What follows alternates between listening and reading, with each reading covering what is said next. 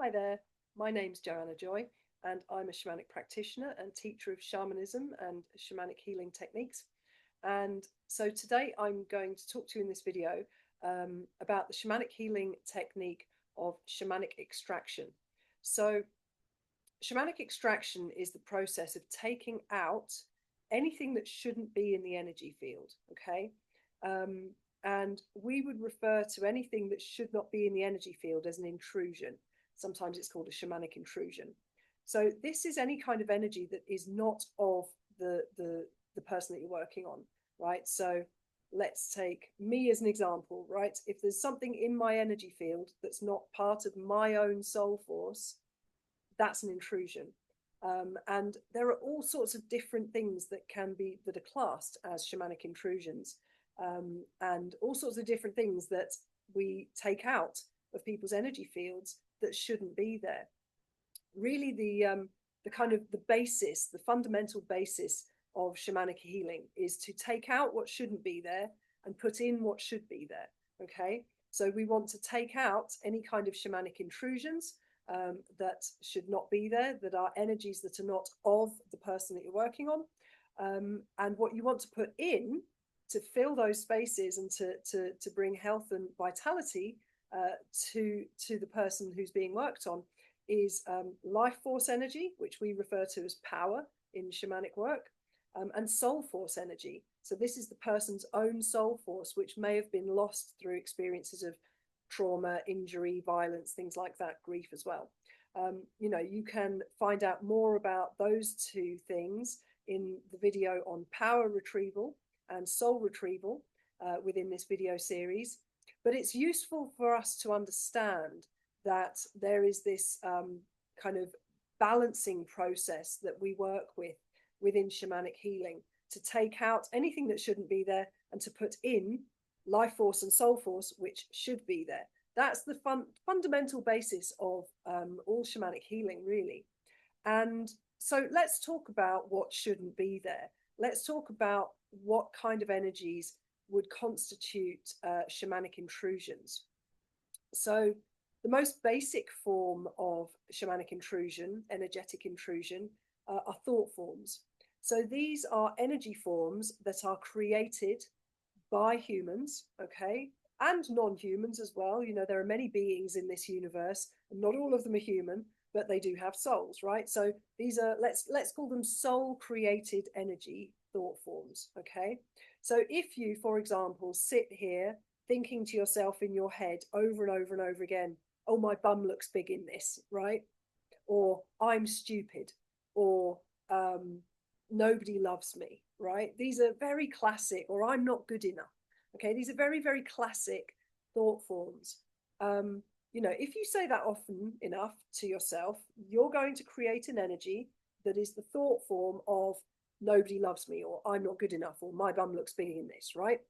You create an energy, and it's created out of your thoughts and your intention as well. These can be thought or emotional forms that are created through our repetition, really, of consciousness, of conscious thoughts and an intention.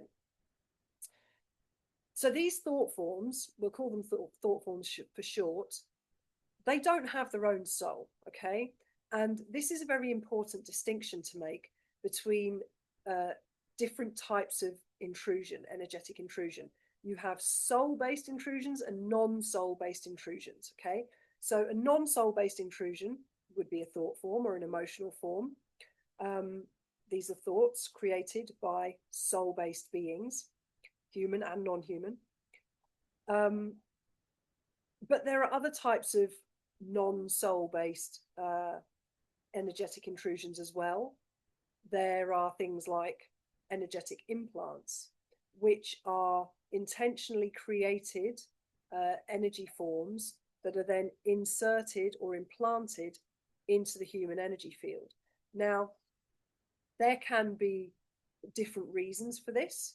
There can be positive and negative reasons for this. So I'll give you some examples. A positively intended implant I've come across on multiple occasions that have been created by mothers to protect their children. So, for example, a mother may create a thought form to shield her child from any kind of negative energy hitting her child. But once that child is grown and is an adult, this is where I often come across these types of thought forms. Is my clients turn up and they're like, oh, I feel like I can't connect to the world. I feel like there's this thing blocking me. Like I have got no motivation, or I just can't connect to people, maybe, and we do the work to investigate what it is. And it's a protective thought form that was created by the person's mother when they were a child to shield them from any badness in the world, right? So it was created from love. But once that child is grown into an adult, it no longer serves them. They're capable of making their own, decisions around how much they want to connect with the outside world, and they're self-responsible and adult in their decision making, risk assessment, and so on and so forth. So in those situations, we would remove that thought form, because it no longer serves them, because they're not a child anymore and they don't need that level of protection. And it becomes a blockage. What once was a shield actually becomes armoring that is stopping that person from connecting to life and other people. So that's one example of an implant that can be created for very positive reasons. However, there are also many implants that are created for very negative, nefarious reasons, and these are normally to sabotage somebody in some way, or to manipulate or control them in some way. So some examples here might be, I came across an implant once in a client of mine. She phoned me up in a lot of distress. She was also a friend. She was a friend and client of mine. And she was normally a very sorted out person, very responsible, good job, also a therapist. And she said to me, I've been having these horrible, horrible suicidal thoughts. I don't know where they're coming from. Like, I'm wanting to kill myself, but this doesn't feel like me. Like, I don't know what's going on. Please, can you help me? So when I did the work to find out what was going on, it turned out that there was an implant in there, which was like a self-destruct implant that had been created by a previous partner of hers who was incredibly abusive. And it was kind of like a time bomb. It had been implanted into her many, many years ago, but had almost like a timer on it that was set to go off many years in the future. And when she phoned me in a huge amount of distress, wanting to kill herself, the time bomb had gone off, the implant had exploded, and these self-destructive thought forms that had been created by the abusive partner many years before, that she was not with anymore, started taking over her thought process. And so we removed the time bomb, the implant, and it all stopped, and the suicidal thoughts went away. So, that's another example of an implant, but which had very, very dark intentions. It was created with very dark intentions, and had very detrimental effects upon the mental health of this client of mine. But, those thoughts were not hers. They weren't her thoughts. The thoughts of wanting to kill herself, they weren't her thoughts. They were somebody else's thoughts that were trying to sabotage her and harm her, essentially. So, that's an example of an implant that is a very nefarious implant. We can also have intrusions that are created through physical impacts or violations upon our bodies and upon our energy fields. So some examples of this might be, we call these imprints. These are energetic imprints. And so if somebody strangles you round the throat, right, their hands are going to leave an energetic imprint upon the throat. And that is an energetic intrusion. It's going to cause problems. It's going to cause all kinds of issues around the throat, physiological issues. It might create emotional and mental issues as well, because that, the emotional and mental trauma of being strangled is going to be contained within those imprints as well. Other kinds of examples of imprints might be rape, violation, sexual violation of somebody else's physical body, so penises or objects that have been used to violate others. You can get medical violation imprints, like any kind of medical devices that are used like, for example, forceps in childbirth, or even injections into the body, that can create a shamanic imprint, an intrusion, which is an imprint, an energetic imprint. If somebody hits you over the head with a bottle, that can create an imprint into your head, into the energy field of your head. So these are all examples of imprints. You can also get any form of death that is caused unnaturally will have probably created an imprint, which can carry through into future lifetimes. So, for example, this is one that comes up quite a lot. I have a lot of clients who have been persecuted and executed as witches in other lifetimes. This is quite common with healers, certainly female healers as well. So the imprint of fire upon the body to kill, to execute through fire, that can stay on the energy field. The imprint of any of the elements, if earth has been used, let's say somebody was stoned to death, right? Those imprints of all of those stones and rocks will still be in the energy field. Let's say somebody is drowned, then the imprint of the water suffocating them in their lungs will still be in the energy field. That can give rise to things like asthma in future lifetimes. So these are all examples of how we can experience imprints from physical body parts, items, objects, or elements that can imprint into our energy fields, and those need extracting too. So those are some examples of the non-soul based shamanic intrusions that I come across quite regularly in my work. And then now let's talk about the soul based. Those are kind of like the basic level shamanic extraction work. We would do shamanic extraction to remove those intrusions, imprints, and implants. Okay, that's kind of basic level. The more advanced level shamanic extraction work, if we stick with non-soul based thought forms, the more advanced level thought forms would be what we would class as curses. So curses are also like thought forms, but they are much more powerful. They have a huge amount more emotional energy that kind of fuel them, and they can travel much further than just their intended target. So a person can have, if somebody is very angry, very, very, very angry, raging with hatred, let's say, they can send out hateful thought forms towards another person or even a group of people for, being within a certain demographic. This is where, a lot of mass demographic persecution happens, is through emotionally fueled hatred and curses that are created by people who are bubbling and boiling with hatred. And so they send out I want to kill you, or I want to harm you, or I want to hurt you, or I want to destroy your family, or destroy your business, or destroy your life, right? Those are the kinds of things that curses, those are their purposes, if you like, or the reason that they're created. But they're fueled with a lot of emotional energy. That's what kind of puts them into the higher level category. It makes them a more difficult thing to deal with.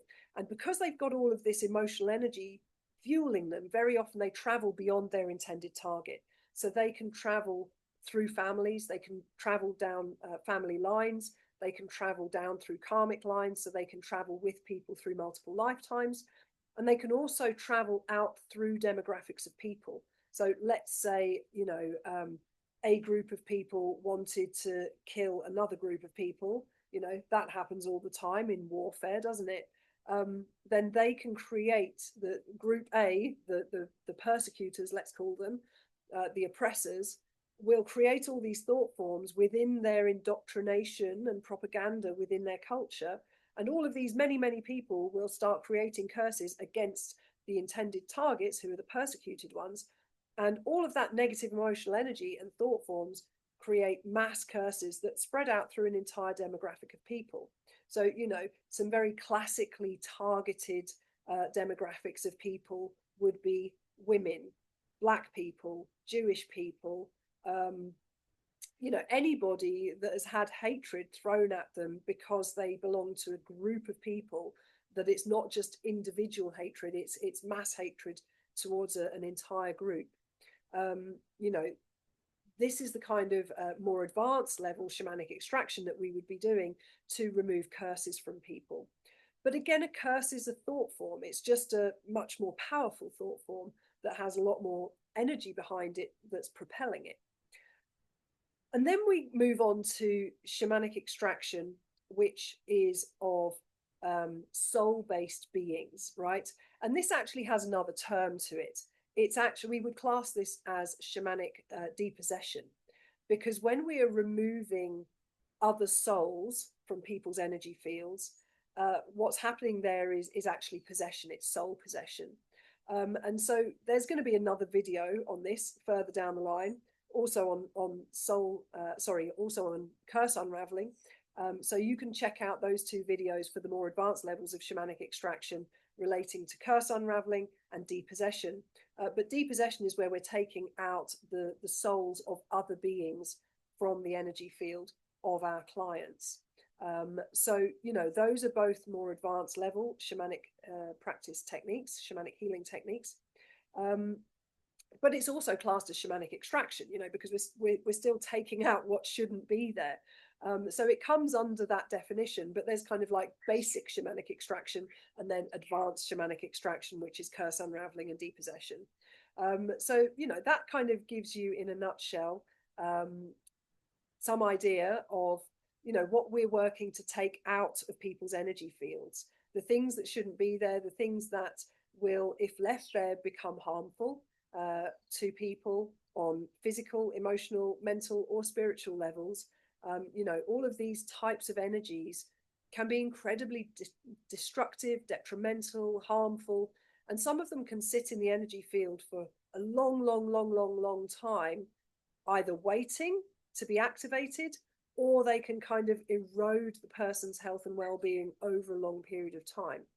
Or they can be very fast in their action and, do people a lot of damage very, very quickly. The most extreme form of that would probably be a death curse, right? That has a huge amount of emotional energy fueling it, and that can take people out very fast.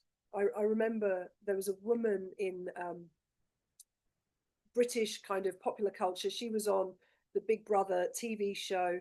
Her name was Jade Goody, and it was almost like the entire country turned against her. And there were horrible things written about her in all the newspapers. The popular media whipped up this hate campaign against this woman called Jade Goody. And, this was for the duration of the TV show, the series of Big Brother that she was in. But then this kind of media hype continued after the TV show finished. And a year down the line, she was dead of cancer. And I watched that whole thing play out, and I thought to myself, wow, this is such an example, such a good example of a hate campaign where the media whipped up hatred of the entire population, of the entire country, and directed it all at one woman.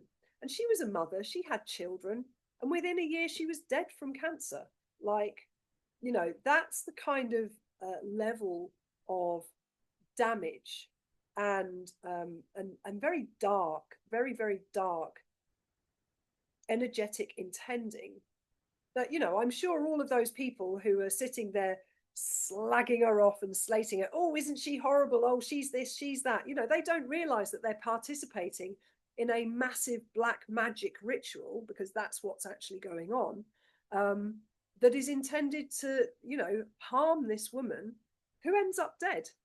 Every single person who participated in that nasty energy is responsible for her death. They all participated in sending shamanic intrusions into her field, which eventually killed her. It's kind of like if you shoot enough arrows at a person, they're gonna die. You know, even if one arrow isn't deadly, if you shoot 10 arrows or 20 arrows or 50 arrows, that person's going to bleed to death in the end, right? And so when we're looking at energetic intrusions in this way, that's kind of the metaphor that we use, because that's the level of harm that can happen. And it can be minor as well. You know, it's everything from minor harm to through to death, can be experienced through shamanic intrusions. So there we go. That's a nice little video for you on why we would do shamanic extraction and why we use the technique of shamanic extraction. You know, it's a really fundamental technique in shamanic healing. It's one of the foundational techniques, that's basic foundational shamanic healing technique. And you know, if you feel like you would like to have any shamanic intrusions removed from yourself, then you can contact me and book a session with me. The details are in the box at the bottom. And likewise, if you want to learn how to do this work for yourself, if you want to learn how to remove shamanic intrusions from other people, then I run a Shamanic Practitioner online training, 3-year apprenticeship. We start in September every year, and you can sign up for that if you are so called to do so. Again, you know, this work is so important. It's so very powerful. It's so profound. And unfortunately, we live in a culture where people are throwing this kind of crap at each other all the time. And it's, you know, we live in a culture where it's just shrapnel flying around all over the place. And even if you're not targeted individually, you might just be in the wrong place at the wrong time and get hit by somebody's, you know, thought forms, curses, whatever. And, you know, it can cause a lot of problems for people. So if you're inspired to learn how to do this, you know, sign up for my Shamanic Practitioner online training. That's all I've got for this video. Sending you lots of love, and I will speak to you soon. Bye-bye.